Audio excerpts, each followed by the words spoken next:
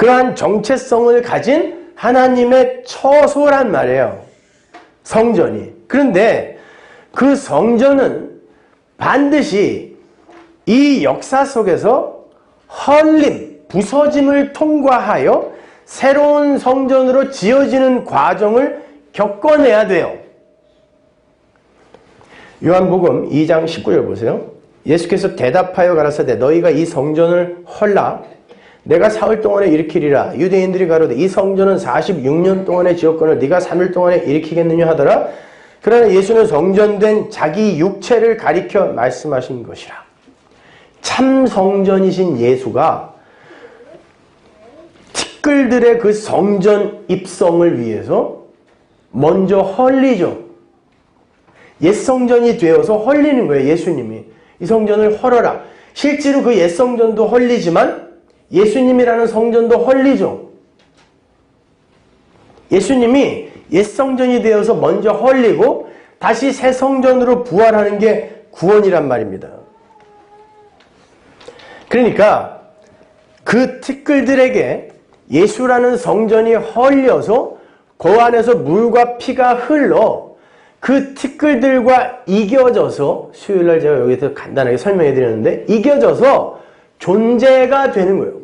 티끌은 성령, 생기가 부어지지 않으면 그냥 네페시예요. 살아있는 게 아니에요. 그거는요. 움직이고 생각한다고 해도 살아있는 게 아니에요. 짐승들이 그래요. 거기에 생기가 부어져야 살아있는 거죠. 근데 그 생기를 르와흐, 성령이라고 하고 그 성령을 요한복음에서 물이라고 하잖아요. 그러니까 물이 부어지지 않으면 티끌은 그냥 티끌이에요. 먼지예요. dust, 아파르란 말이죠.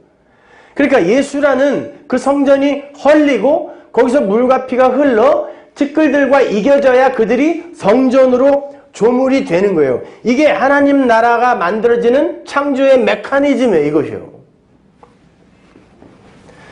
그걸 십자가라고 하는 거예요. 없음들의 존재됨은 반드시 십자가의 능력으로만 가능한 거예요.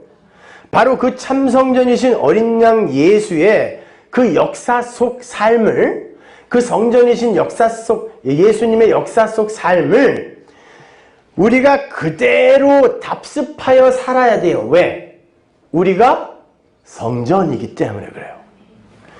고린도전서 3장 16절 보세요. 너희가 하나님의 성전인 것과 하나님의 성령이 너희 안에 거하시는 것을 알지 못하느뇨? 누구든지 하나님의 성전을 더럽히면 하나님이 그 사람을 멸시하시리라.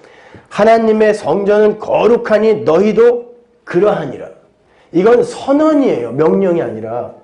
너희는 거룩하다지 거룩해져라가 아니죠.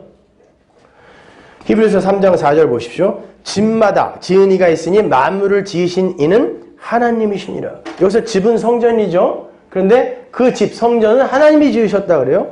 또한 모세는 장래에 말할 것을 증거하기 위하여 하나님의 온 집에서 사환으로 충성하였고, 온 집이 뭐야? 성막이잖아요. 모세가 충성한 곳은 성막, 성전. 그리스도는 그의 집 맡은 아들로 충성하였으니 우리가 소망의 담대함과 자랑을 끝까지 견고히 잡으면 뭐다? 그의 집이라. 우리가 성전이에요. 하나님의 집이란 말이에요. 우리가.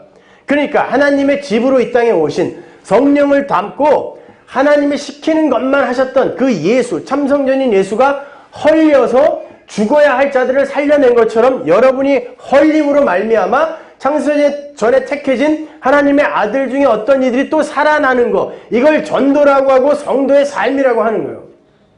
따라서 고지론이니 뭐니 이건 귀신 씨나라 까먹는 소리인 거죠. 높은 데 올라가서 너희들이 세상 사람들에게 자랑스러운 존재가 되어 하나님을 자랑해라. 이건 복음과 정반대되는 이야기란 말이에요. 근데 오늘날까지 청년들이 여기에 선동이 되어서 전부 거기에 광분하다 보니까 이 모양 이 꼴이 된 거예요. 한국 교회가. 서로 경쟁하면서 교회 안에서도 쌈박질이나 하고 이런 일이 일어난 겁니다. 내가 교지에 올라가겠다는 거죠. 내가. 천만의 말씀. 교회는 순교자의 피를 타고 여기까지 온 거지 이 세상에서 성공한 자들이 복음을 전파해서 여기까지 이렇게 유지된 게 아니란 말입니다.